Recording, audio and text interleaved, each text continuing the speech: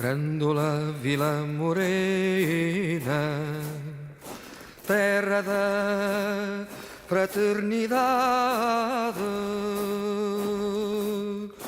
o povo é quem mais ordena.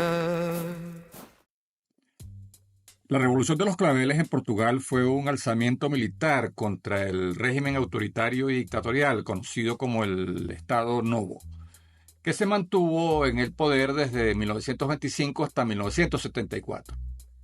Aquel evento histórico dio inicio a un proceso de cambio político que llevaría a Portugal a sus primeras elecciones libres y democráticas después de medio siglo de dictadura. Para conocer más a fondo ese proceso histórico, hemos invitado al embajador de Portugal en Venezuela, el señor João Pedro Fins do Lago, a quien agradecemos su generosidad y disposición al aceptar la invitación del proyecto Pedagogía Económica y Electoral para conversar sobre las causas, razones y motivos que desencadenaron la transición de la dictadura hacia la democracia en Portugal. Y para hacer rendir el tiempo, vamos con nuestra primera pregunta. Estimado embajador, para iniciar esta conversación nos gustaría conocer el contexto histórico en el que ocurre la Revolución de los Claveles.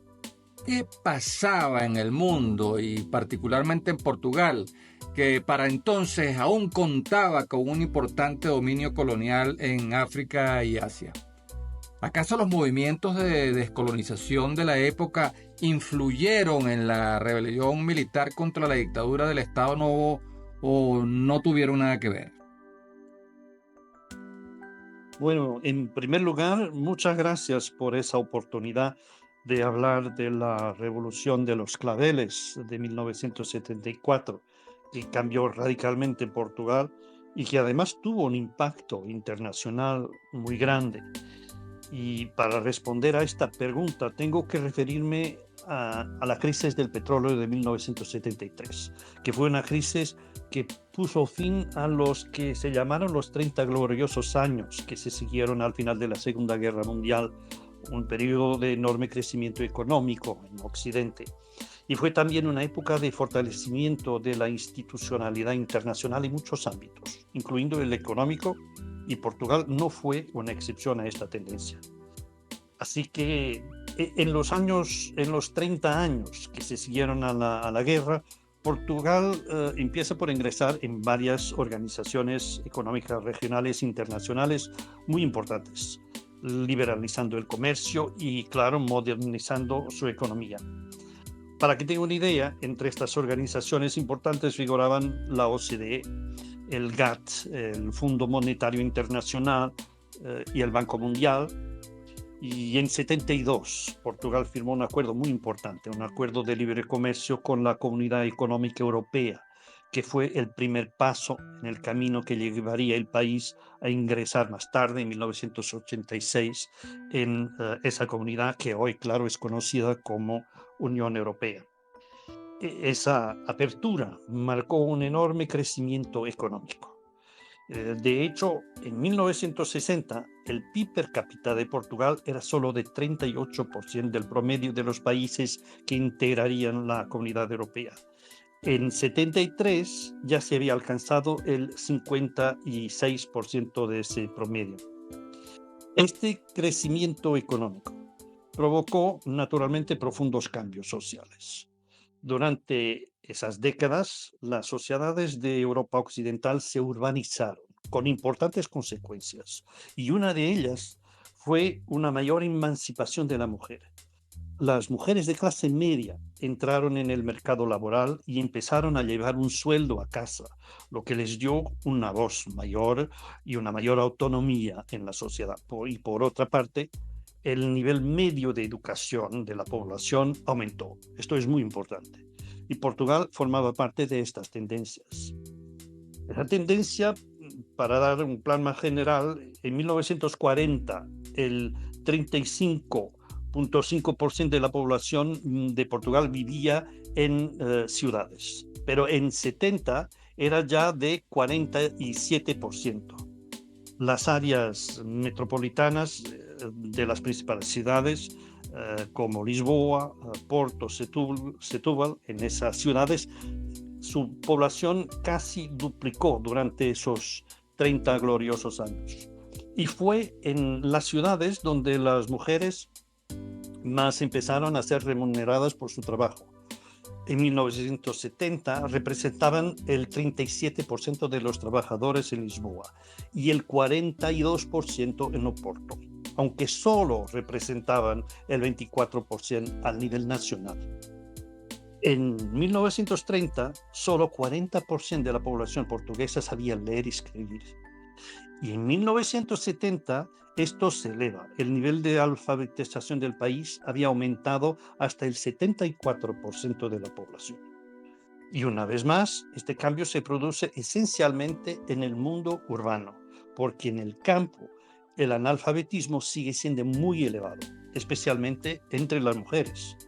Esta realidad solo fue superada por la revolución del 25 de abril de 1974. Y ahí, claro, empiezan importantes campañas de alfabetización de adultos en la provincia. Yo me acuerdo personalmente de ese cambio. Y, a ver, desde el punto de vista político, en 1974, Europa Occidental se caracterizaba por regímenes democráticos.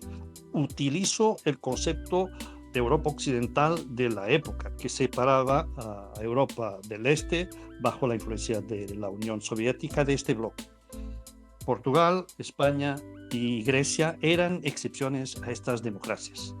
En Portugal existía un régimen de partido único con restricciones a las libertades individuales fundamentales, como por ejemplo la libertad de expresión, la libertad de asociación y claro, la libertad de prensa.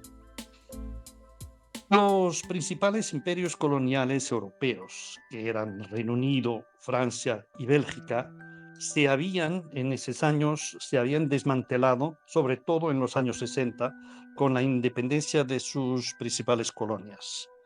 Portugal, sin embargo, mantuvo un imperio colonial en África y Asia, donde proliferaron movimientos de liberación que en caso de Angola, Mozambique y la Guinea portuguesa desembocaron en frentes de guerra, con cuantiosas pérdidas humanas. Embajador, la posibilidad de un cambio de régimen político crece cuando los costos de permanencia en el poder son más altos que los costos de salida. Una vez que la presencia colonial en Portugal se tornó más costosa que los costos de la retirada, surgieron voces críticas y movimientos políticos y militares que se pronunciaron a favor de una solución política y negociada a la crisis del colonialismo portugués. ¿En qué consistió el movimiento de las Fuerzas Armadas que se rebeló contra la dictadura del Estado Novo? ¿Cómo nació y quiénes integraron aquel movimiento militar? El movimiento de las Fuerzas Armadas, también denominado Movimiento de los Capitanes, estaba conformado esencialmente por oficiales de este rango que combatieron o que habían combatido en África. El movimiento comenzó con reivindicaciones corporativas y rápidamente evolucionó hacia una lucha por el cambio político en Portugal y la independencia de las colonias. Y fue este movimiento de las Fuerzas Armadas quien organizó el golpe militar que tuvo lugar en la madrugada del 25 de abril de 1974. También fue este movimiento quien organizó la Junta de Salvación Nacional, que tomó el control del poder en el país. Para la población en general, el coste económico de los tres frentes de guerra era insostenible y se había agravado con la crisis del petróleo de 1973. Además, la población progresivamente más urbanizada y con un mayor nivel de educación y conocimientos aspiraba, claro, a un régimen político similar a los que existían allende los Pirineos. Un aspecto que no siempre se tiene en cuenta en las causas que llevaron a la revolución del 25 de abril es la falta de igualdad de derechos entre hombres y mujeres. En la época de la revolución, a las mujeres portuguesas se les negaba el acceso a diversas carreras, como la judicatura, la diplomacia, las fuerzas de seguridad. Esas carreras eran generalmente accesibles a las mujeres en el resto de Europa en esa época. Más increíble aún, una mujer casada en Portugal no podía ejercer una actividad comercial, ni siquiera abrir una cuenta bancaria sin autorización de su marido, y tampoco podía viajar al extranjero sin el permiso de su marido. Las mujeres en Portugal que eran enfermeras o auxiliares de vuelo de la TAP tenían que ser solteras, y si se casaban perdían automáticamente su empleo. Portugal era como tal un país patriarcal muy arraigado, hasta el punto que en 1972 tres mujeres muy conocidas en los círculos intelectuales de la época, que se hicieron famosas con el nombre de las Tres Marías, publicaron un libro que se hizo famoso. Esas Tres Marías eran Maria Velho da Costa, Maria Teresa Horta y María Isabel Barreno. Ese libro fue censurado, fue clasificado como pornográfico, incautado por el Estado, y las autoras fueron condenadas en los tribunales, porque sencillamente hablaban de los derechos de las mujeres. Bueno, volviendo a la fecha histórica, en la madrugada del 25 de abril de 1974, el presidente del Consejo, ese es el nombre que se daba entonces al primer ministro, que se llamaba Marcelo Caetano. Marcelo Caetano se enfrentó a un levantamiento militar que el régimen fue incapaz de controlar, porque aquella misma mañana, junto con algunos ministros y el presidente de la República, Américo Tomás, acabó refugiándose en un cuartel en el centro de Lisboa, el cuartel del Carmo, y fue rodeado de soldados sublevados y del pueblo que en ese momento ya invadía las calles celebrando la victoria. Marcelo Caetano no tuvo más remedio que entregar el poder. Se rindió al oficial superior del movimiento de las Fuerzas Armadas, el general António de Spínola, que hasta un mes antes había sido jefe adjunto del Estado Mayor de las Fuerzas Armadas. Inmediatamente después de la rendición, Caetano y Tomás partieron bajo arresto hacia Madeira, de donde enseguida partieron poco después hacia el exilio en Brasil. Embajador, los gobernantes del Estado Nuevo, del Estado Novo, ¿fueron derrocados y encarcelados, o hubo alguna negociación de garantías de no persecución para que facilitaran la entrega del poder? ¿Cuál fue el destino de los gobernantes del derrocado Estado Novo? ¿Cómo se concreta el cambio en el mando político? ¿Se formó alguna junta de gobierno o fue un líder del movimiento de las Fuerzas Armadas el que asumió el poder? Como ya he dicho, después del 25 de abril, el presidente de la República y el presidente del Consejo partieron en exilio, tal como se había acordado con el general Spínola. La mayoría de los miembros del gobierno también acabaron abandonando Portugal en aquel momento, o en las semanas y meses siguientes. Casi todos fueron destituidos de sus cargos públicos. A muchos se les congelaron las cuentas bancarias, lo que claro les impidió de ejercer funciones privadas. Muchos miembros de la policía política, que se llamó PID-DGS, empezaron a ser detenidos el 25 de abril, el día mismo, y en las semanas siguientes. Fueron juzgados casi 3.000. Fueron juzgados 2.895 miembros de este cuerpo policial. La mayoría de ellos fueron condenados, pero a penas suaves, de menos de 1 año de prisión. El propio ministro del Interior responsable de la policía, Alfredo Santos Júnior, fue condenado a 10 meses de prisión. Menos de un mes después de la revolución, la Junta de Salvación Nacional dio paso a la formación de un gobierno provisional. que estaba compuesto por miembros de los partidos formados entre tanto y dirigido por un civil.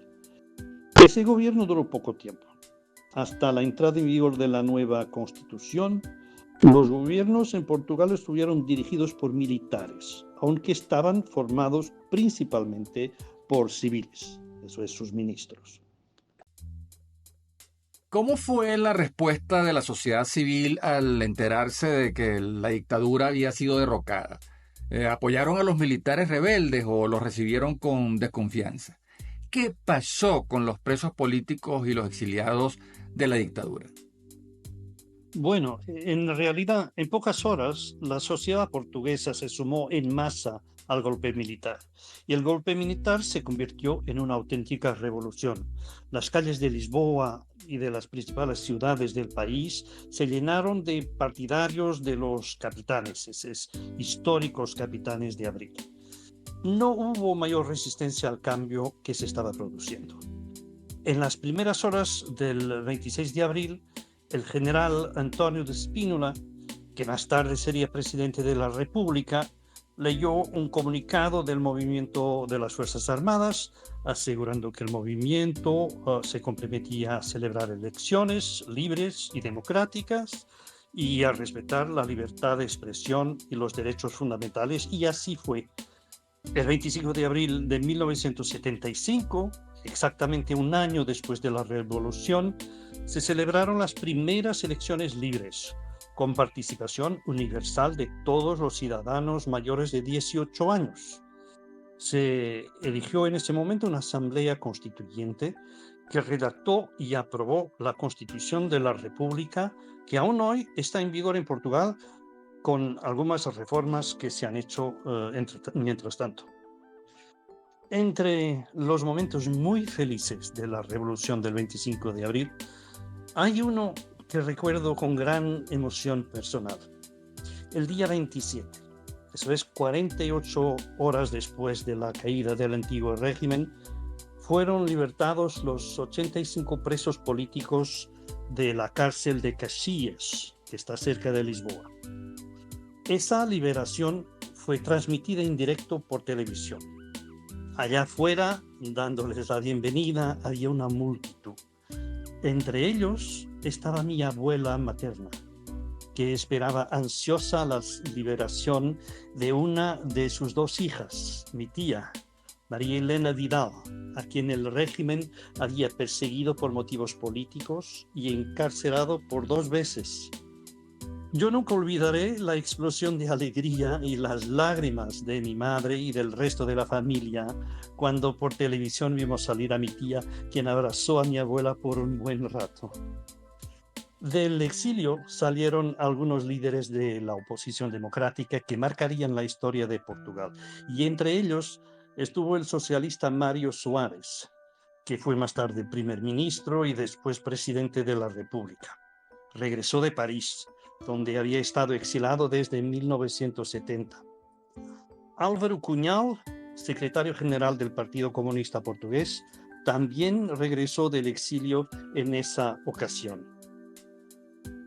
Embajador, nos gustaría saber qué pactaron los dirigentes de las fuerzas democráticas y los militares insurrectos para no caer en una disputa por el poder, construir confianza entre ellos y lograr la coexistencia pacífica. ¿A qué renunciaron ambas partes y dónde hubo puntos de honor en los que ninguno cedió? 2 semanas después del regreso de los dirigentes socialistas y comunistas mencionados, Francisco de Sá Carneiro fundó el Partido Popular Democrático, el PPD, hoy Partido Socialdemócrata, PSD. Sá Carneiro era un abogado de Oporto. Había sido diputado por la llamada ala liberal, que antes del 25 de abril había intentado reformar el régimen del Estado Novo, así se llamaba el régimen, desde adentro, y fracasó. Y al fracasar la reforma, Sá Carneiro dimitió. Sobre el Partido Socialista, aprovecho para explicar que el Partido Socialista Portugués era y es un partido alineado con la socialdemocracia europea. proceso, es decir, que el concepto ideológico de socialismo no es el mismo en todos los países, sino lo contrario. Bueno, en julio de 74, un joven profesor de Derecho, Diogo Freitas do Amaral, creó el Centro Democrático Social, el CDS, alineado con la democracia cristiana.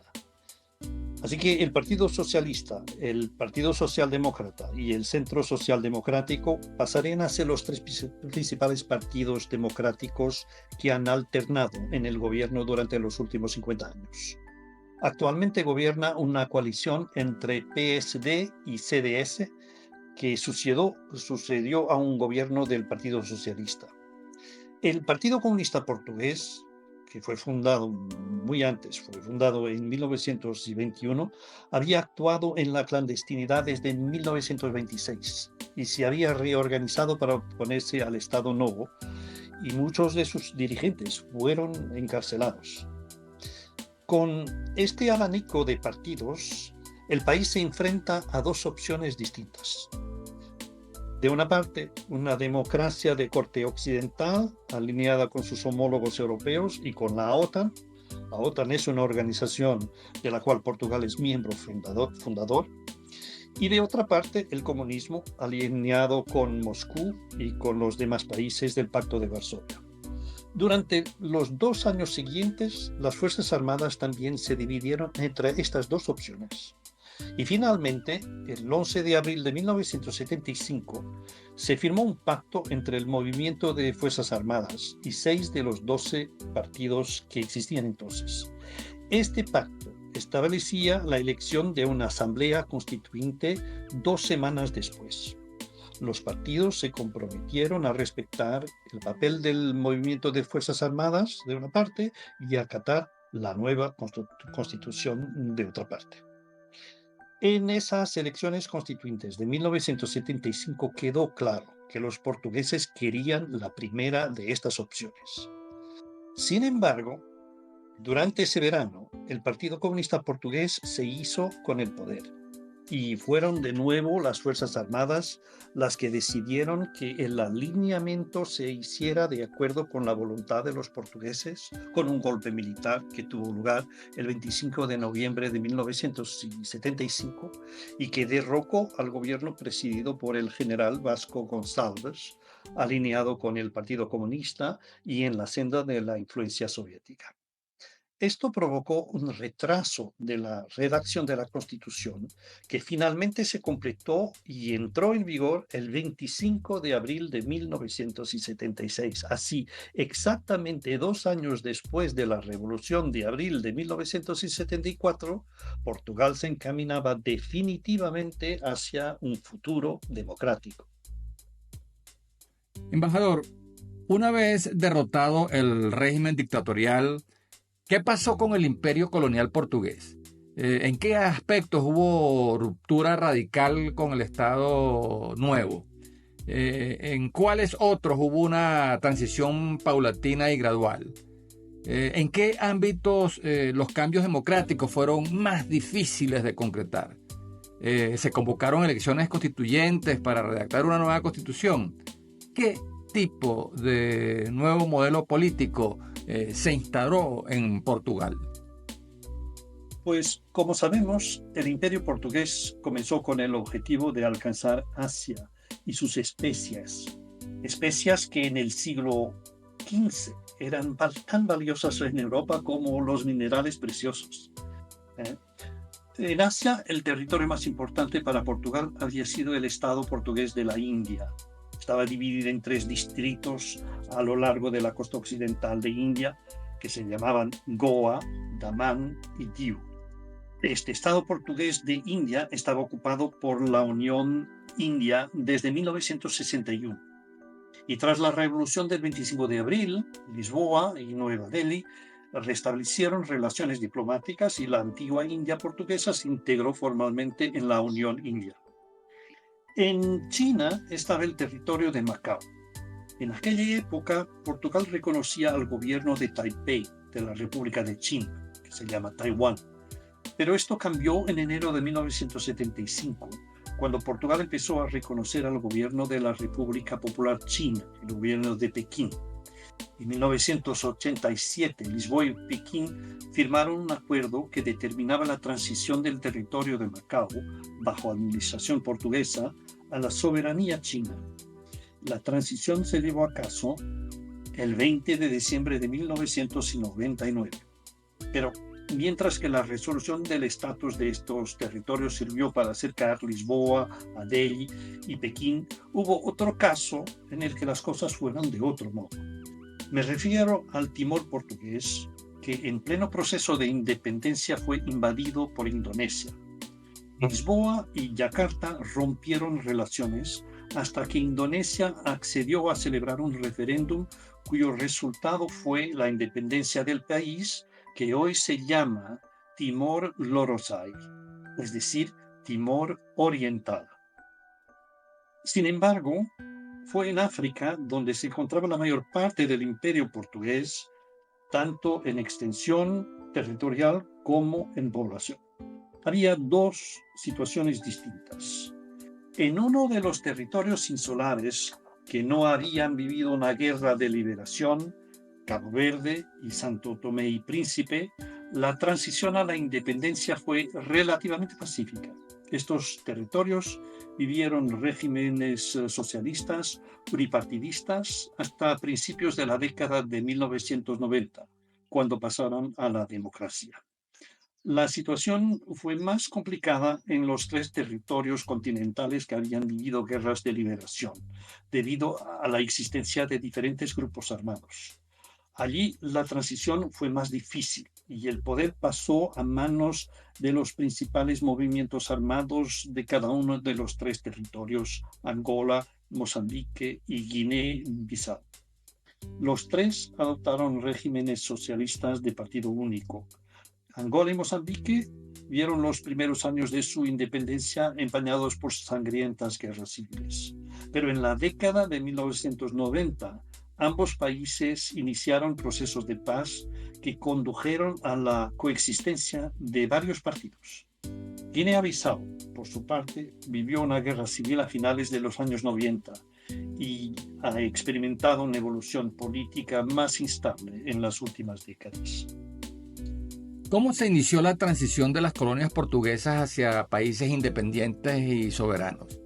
¿Se coordinó el traspaso del poder a los movimientos anticolonialistas o fue más bien un proceso desordenado, caótico? ¿Cuál fue el destino de los miles de militares y ciudadanos portugueses que estaban asentados en las colonias? ¿Se quedaron viviendo allá o fueron perseguidos y expulsados?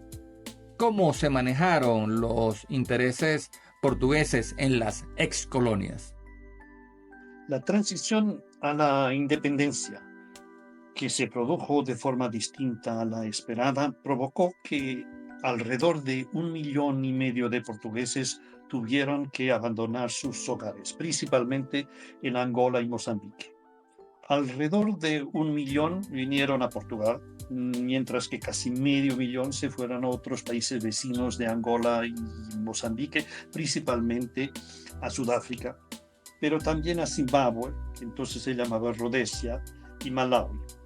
Otros más se dirigieron a destinos tradicionales de la inmigración portuguesa, que son sobre todo Brasil, Estados Unidos, Canadá y también Venezuela. En la actualidad, los 6 países que se independizaron tras la Revolución del 25 de abril forman, junto con Brasil y Portugal, la Comunidad de Países de Lengua Portuguesa y mantienen profundas relaciones culturales, económicas, sociales y diplomáticas. Embajador, la transición de la dictadura a la democracia en Portugal ¿fue un proceso estable o sufrió intentos de golpe de Estado que hicieron tambalear la transición democrática? ¿Cuáles fueron los episodios de mayor incertidumbre? ¿Se pudo lograr un gobierno estable o se alternaron gobiernos provisionales? ¿En qué consistió el llamado proceso revolucionario en curso y cuánto duró? El proceso de democratización portugués fue especialmente difícil debido a la cuestión colonial. El país salía de 13 años de conflictos armados repartidos en 3 territorios. Las Fuerzas Armadas no querían luchar en territorios que querían dejar de ser un imperio y independizarse. Además, estaban divididas entre las 2 opciones ideológicas tan diferentes que he mencionado antes. El proceso revolucionario en curso que he mencionado fue uno de los periodos más complicados de nuestra construcción democrática. Las elecciones constituyentes dieron una victoria muy clara a la oposición democrática, vendida por los 3 principales partidos democráticos que obtuvieron casi el 72% de los votos y 213 de los 250 diputados. El Partido Comunista Portugués, con menos de 12,5% de los votos y 30 diputados, eligió la vía revolucionaria para imponer un proyecto político. En los meses siguientes a estas elecciones fueron nacionalizadas industrias, tierras, bancos, periódicos y otros sectores importantes de la economía. Esto provocó una enorme instabilidad social y económica que puso en peligro en ese momento la construcción democrática. Para hacerse una idea de la gravedad de la situación, cuando el 25 de noviembre de 1975 se produjo el golpe militar para restaurar la Constitución, los líderes de los 3 partidos democráticos se reunieron en Oporto para prepararse para una posible guerra civil. Afortunadamente, la guerra no se produjo. La vía democrática se afirmó. Y 50 años después, los portugueses pueden estar orgullosos de haber realizado una transición pacífica a la democracia. Una vez restaurada la democracia, hubo reclamos de las víctimas de la dictadura. ¿Qué mecanismos se activaron para conocer y documentar la verdad? ¿Hubo juicios? ¿Se hizo justicia contra los responsables de violar derechos humanos? ¿Se aprobaron medidas para compensar a las víctimas? Aparte de las detenciones, juicios y condenas leves que he mencionado para los miembros de la policía política, la PIDE, y también para algunos dirigentes políticos, el país no quiso mirar atrás. Miró hacia adelante y se dio cuenta de que tenía mucho por hacer. No había tiempo que perder. Había que acelerar el paso, porque el futuro era el más importante. Esto no significa que los portugueses quisieran borrar la historia, en absoluto. Si hay un pueblo consciente de su historia y de su valor, ese es el portugués. Y por eso, hoy se pueden visitar algunas de las sinistras prisiones políticas del antiguo régimen, como la de Aljube, en Lisboa, o el fuerte de Peniche, al norte de Lisboa. En la misma línea de mantener la historia como una página viva y siempre abierta, Portugal colaboró con Cabo Verde para convertir en museo un terrible campo de prisioneros que era el campo de Tarrafal. La prioridad tras el 25 de abril fue construir un nuevo régimen político en que todos pudieran ser incluidos. Hubo incluso miembros de los gobiernos del Estado Novo, del régimen antiguo, que llegaron a ser figuras destacadas, incluso ministros durante la democracia. Así como ejemplo, fue el caso de Veiga Simão, que fue ministro de Educación durante 4 años anteriores al 25 de abril. Tras la revolución, volvió al gobierno como ministro de Industria y Energía con Mário Soares y también como ministro de Defensa Nacional con António Guterres, actual secretario general de las Naciones Unidas.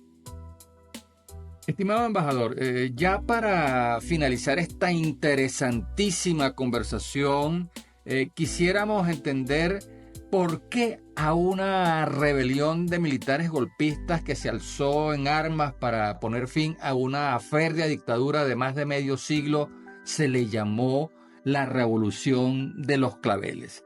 ¿De dónde surgió ese nombre?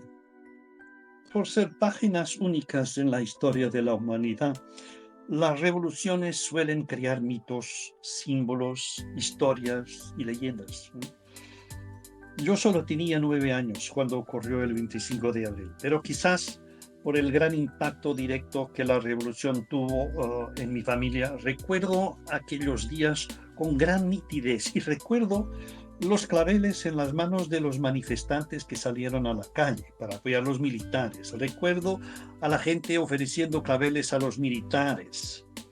¿Cómo aparecieron los claveles en manos de tanta gente en pocas horas? En Lisboa, pero también en Porto, donde yo vivía, y en tantas partes de Portugal. Todo apunta a que los claveles tienen su origen en una señora que murió hace poco, a los 91 años. Se llamaba Celeste Caeiro. Trabajaba en un restaurante que cumplió un año el 25 de abril de 1974. Y para celebrar ese cumpleaños, el dueño del restaurante había encargado claveles para regalar a los clientes.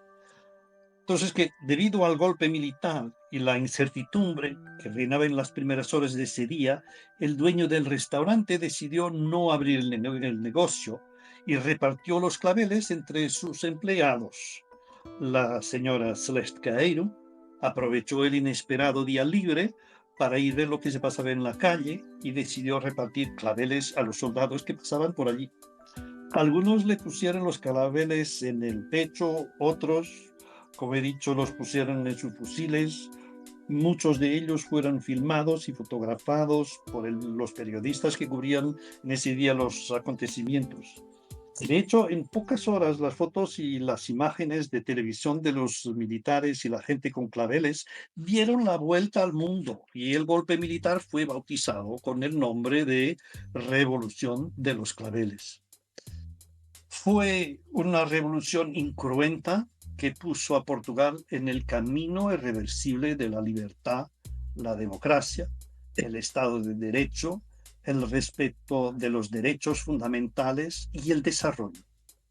Aquel día, los claveles no dejaron hablar las armas y nació un nuevo Portugal. Agradecemos altamente al embajador de Portugal en Venezuela, el señor João Pedro Fins do Lago, por ayudarnos a entender en qué consistió la revolución de los claveles que puso fin a una larga dictadura de casi medio siglo en Portugal para dar inicio a la construcción de un nuevo modelo democrático basado en el poder civil y las instituciones.